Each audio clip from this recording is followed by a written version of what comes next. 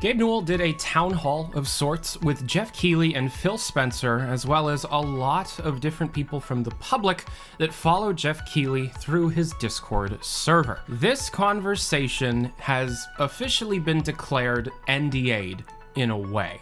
There are a lot of restrictions on what a person like myself is able to do with the recordings of this conversation with very important industry veterans within our communities. However, I have been given direct permission by the people that run this event to be able to paraphrase transcribed quotes from Gabe Newell himself. Let's go over everything that we have learned today from Gabe Newell himself with regards to Valve's future VR titles, virtual reality's future in general, and Valve possibly moving to an entirely different country. Let's get started.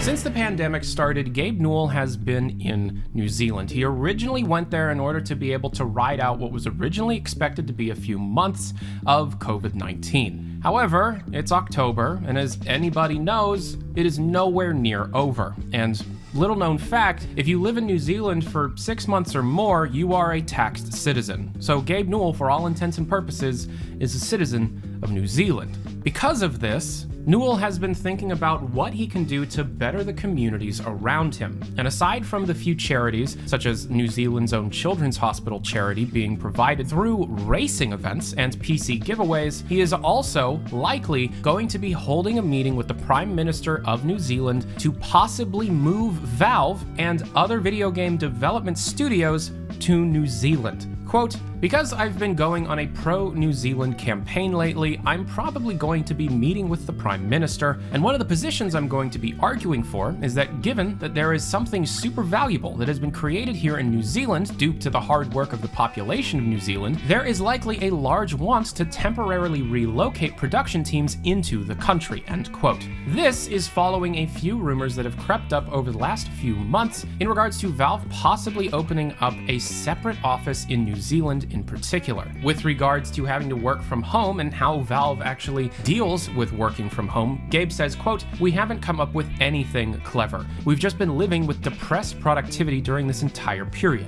We would definitely be working faster if we were back in the office together with each other," end quote. This is obvious. Dota 2, CSGO, Team Fortress 2, Underlords, Artifact, and even Steam VR and Steam itself has seen significantly fewer releases over the last 8 months. And it's no question why Valve is a company of conversation. If they're unable to be able to hold whiteboard meetings every couple of days, they're likely not capable of coming up with the ideas that these brainstorming sessions allow. Because of this, and because of the single-threaded thought processes that come out of Zoom meetings instead of direct contact and communication, yeah, there is depressed productivity during this entire period. However, Gabe Newell goes into what Valve's next titles will be and how productivity has been depressed, but motivation definitely has not. Quote, "Obviously, we have a bunch of stuff in production. The problem that we've always found is that if we talk about stuff too early and then change our plans, it ends up making people more annoyed than if we just don't talk about that stuff. I mean, we've had Half-Life 3 started a couple of times, and we decided that it was not an interesting enough game, or that the challenges we were attempting to solve only came up dead ends. We're not going to ship something just to ship it. We either need to bring them all the way in and essentially have the audience have access to our build so they can see everything that we are doing. We just need to keep our mouths shut until we actually have something that we are going to deliver." The struggle of developing things and attempting to keep one's mouth shut so that the plans don't change is something I personally have dealt with. There are many stories that I have followed up on. For example, Left 4 Dead 3 that have been canceled in the middle of production, thus making those reports seem illegitimate due to the lack of anything public to be able to point to and prove it correct. Half-Life 3 being mentioned in its entirety is also very important. Not because Half-Life 3 is necessarily the next game Valve will be working on, but because Half-Life Alyx truly has broken the curse and made Valve more comfortable talking about discussing openly the Half-Life franchise. This is good on multiple fronts. One, we will likely get more information on that franchise more frequently than we had before, and also, it means that the development team is just more likely to work within this field. A direct quote from Gabe, quote, "Half-Life Alyx got everybody excited, and the Half-Life Alyx team has actually been very productive. Rather than them just being like, oh, we need to take a break, they've actually been incredibly fired up about developments within the Half-Life franchise and VR. Everybody is motivated, but I'd say, thanks to COVID, productivity is only 50 to 75% of what it would be." Gabe then goes into VR as a whole, virtual reality being something that Valve is obviously interested in continuing developing in.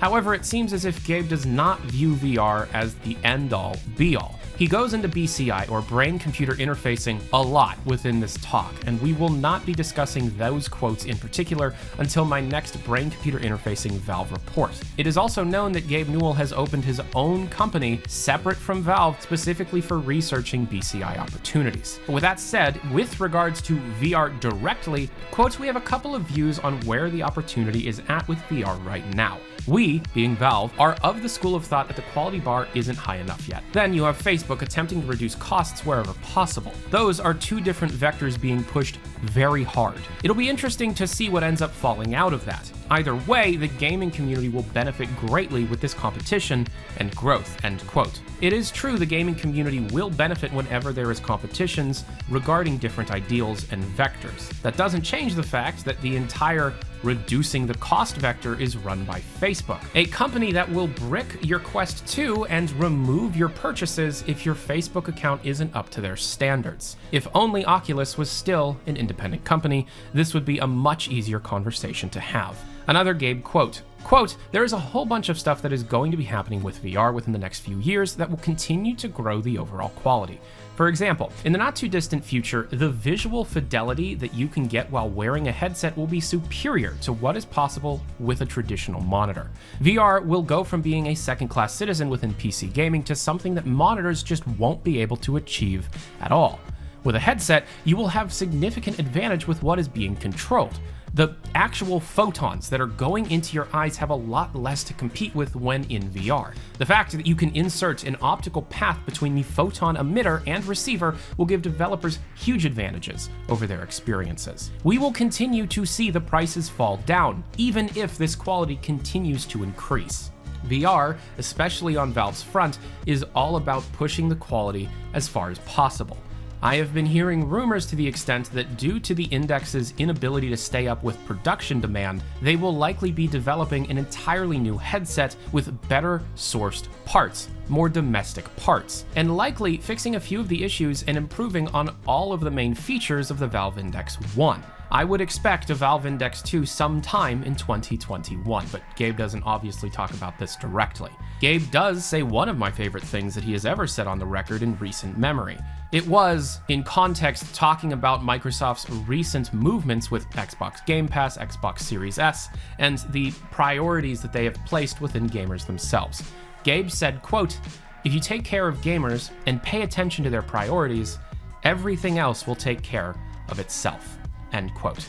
It seems like New Zealand has been incredibly healthy for Gabe Newell. It seems like his ideas of what's important in life have shifted from just BCI to BCI and a lot of charitable work. He is not an active member of the Valve development staff and has not been for years. Gabe Newell is a figurehead.